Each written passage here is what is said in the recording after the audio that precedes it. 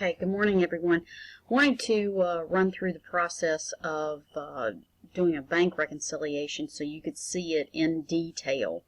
So what I have done is I have done a little cut and paste on the bank statement that you will see. The item there to the left on the screen is coming from page 200, and then I've got the T account from the top of page 201. So then on page 202 you've got a four-step process there, and I wanted to go through that four-step process so you could just see it visually rather than just in Word format. So in step 1, notice it says compare the deposits on the bank statement to the deposits debited to the cash account. So what they're really saying there is this. You can see over here on the bank statement side on the left, you can see that we've got two actual deposits, one from the 4th and one from the 7th. Now the other thing that we've got down here is an interest entry, which we'll look at a little bit later.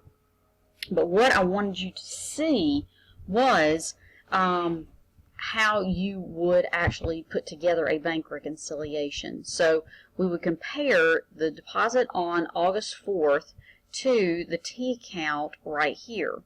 So you can see on the date that the deposit was actually made, this $2,673.10, that deposit was actually made on the 1st but cleared on the 4th. So my guess would be this deposit was made sometime after 2 or 3 o'clock in the afternoon on, say, a Friday, and then it actually cleared and was credited to our bank account on Monday.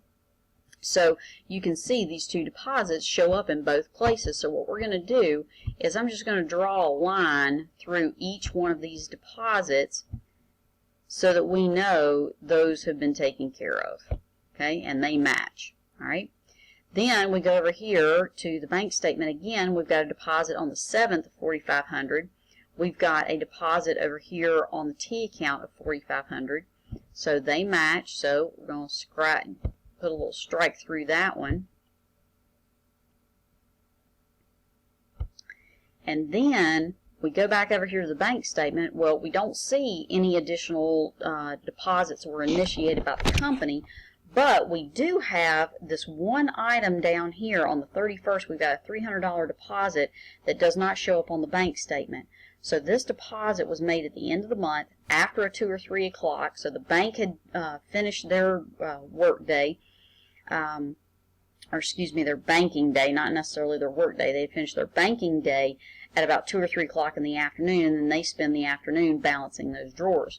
So then we're going to put a little red circle around this deposit right here so that we know that we need to do something with that, because the bank statement and the T account don't match with that one specific item.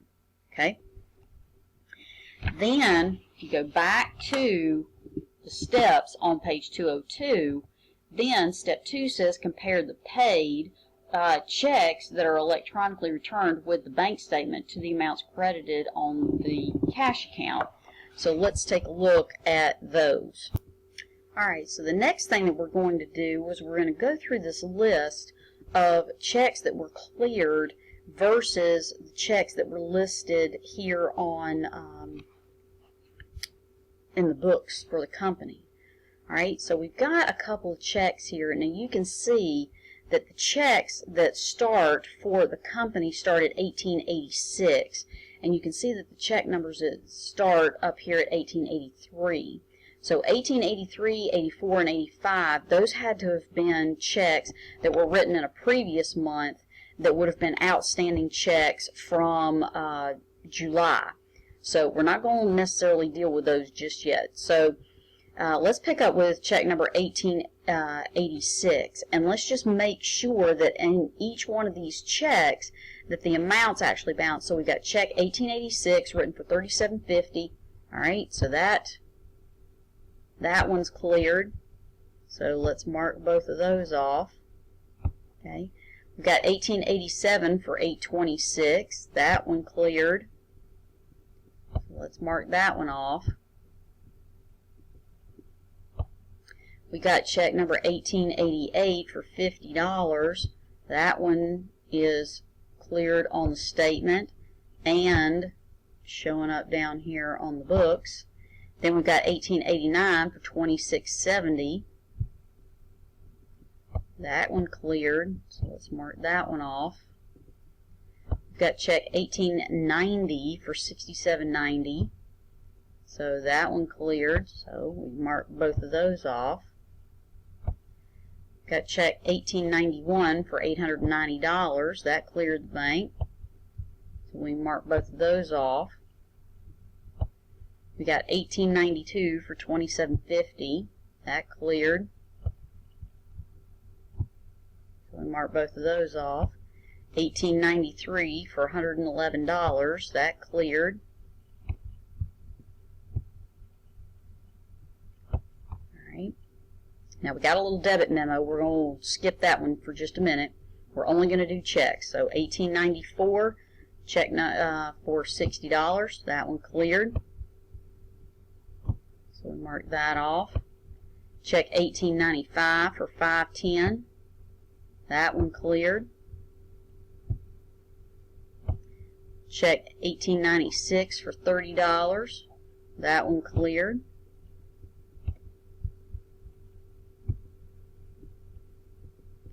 Check 1897 for $1,600. That one cleared. Check 1898 for $87. Alright, now let's take a look at this one. Over here on the books, we recorded check number 1898 for $87. But over here on the bank, check 1898 cleared for $78. So obviously something happened with that check. Either the bank made an error or we did. So we'll come back to that check. Alright, then we've got 1899. We got 208.80. That one cleared. We've got check 1900 for $12.50. So that one cleared.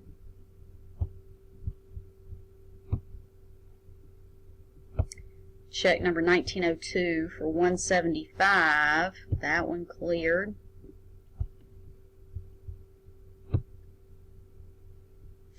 Check 1903 for $25.30. That one cleared. And let's just a little extra strike through there. Check 1904 $72.50. Alright, so we can see that the last check that actually cleared was that 1903. Alright, so notice what happens here. We got to do something. We've got a couple things that we've got to address. Okay, we've got this check number right here, this 1898, that cleared the bank for a different amount than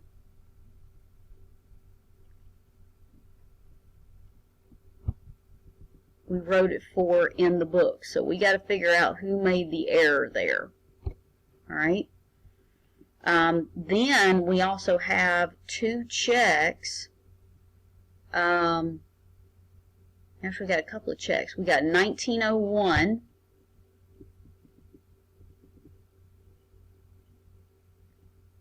That did not clear. And then we got 1904 and 1905 that did not clear. So we'll have to use all of those items there. Alright, now on those particular items, we've now determined that we have deposits in transit of $300, and then we've got outstanding checks of the $93, the $72.50, and the $891. Now, if you want to open up your textbook to page 203, you can see each one of these items listed there.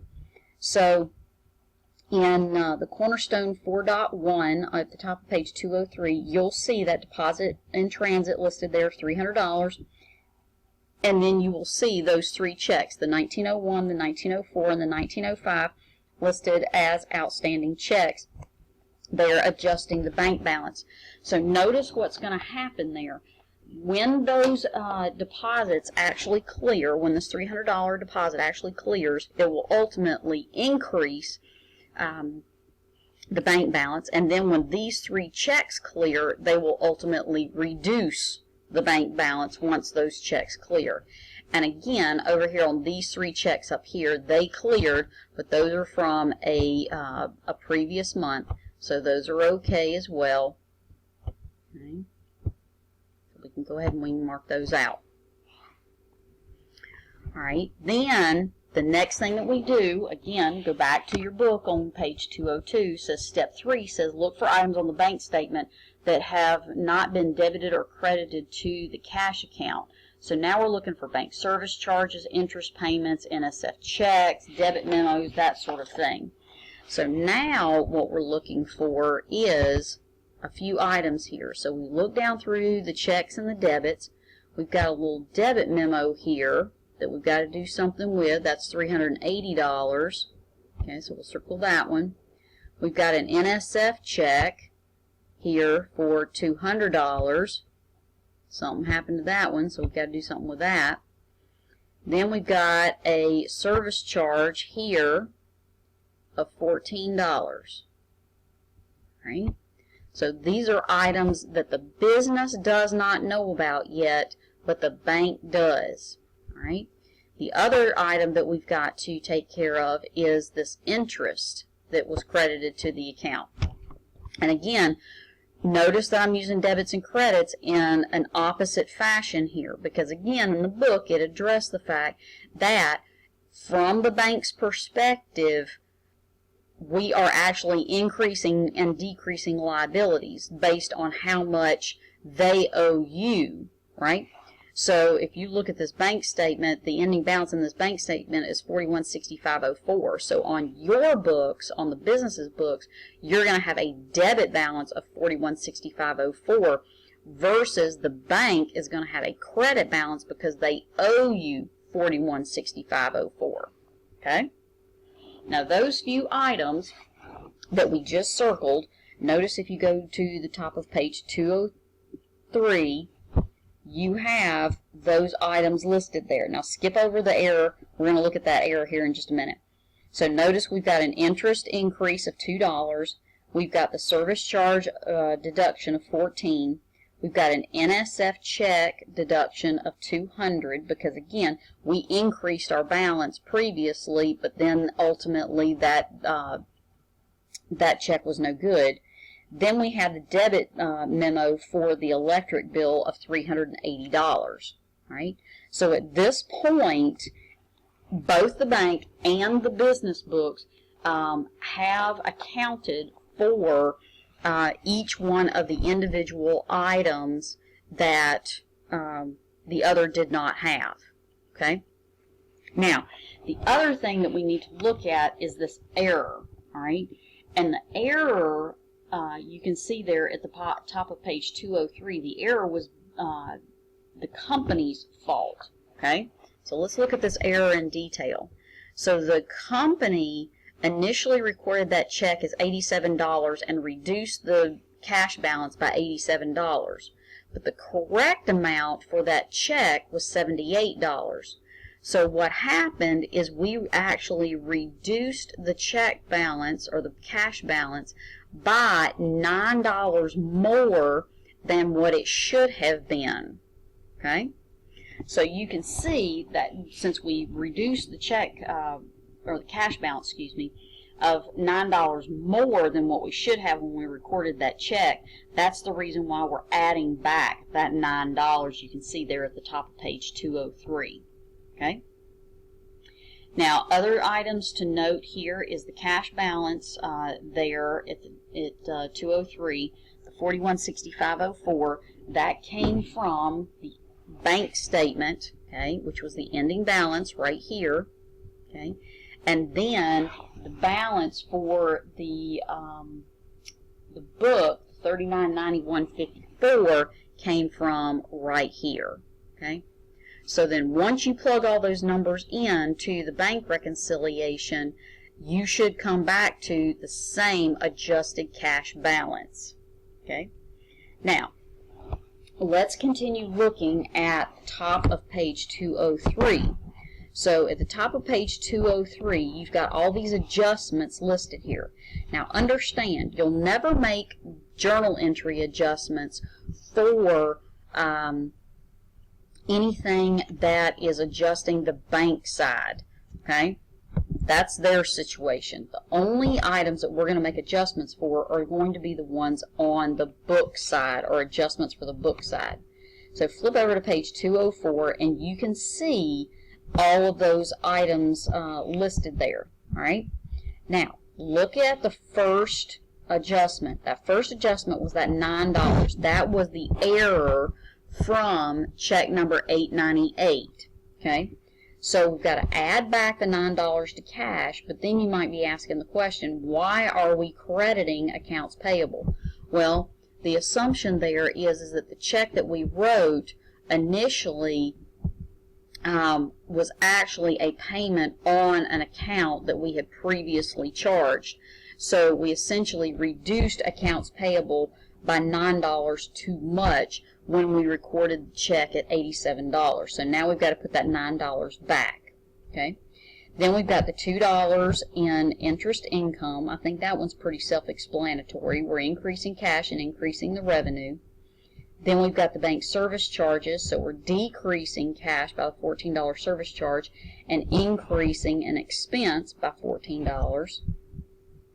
Then we've got the NSF check. All right, now think about what happened here. When we initially recorded the sale, we recorded an increase in revenue and we recorded an increase to accounts receivable. When we actually recorded that deposit, we then increased cash and reduced the accounts receivable, which apparently we shouldn't have done because the check was actually worthless.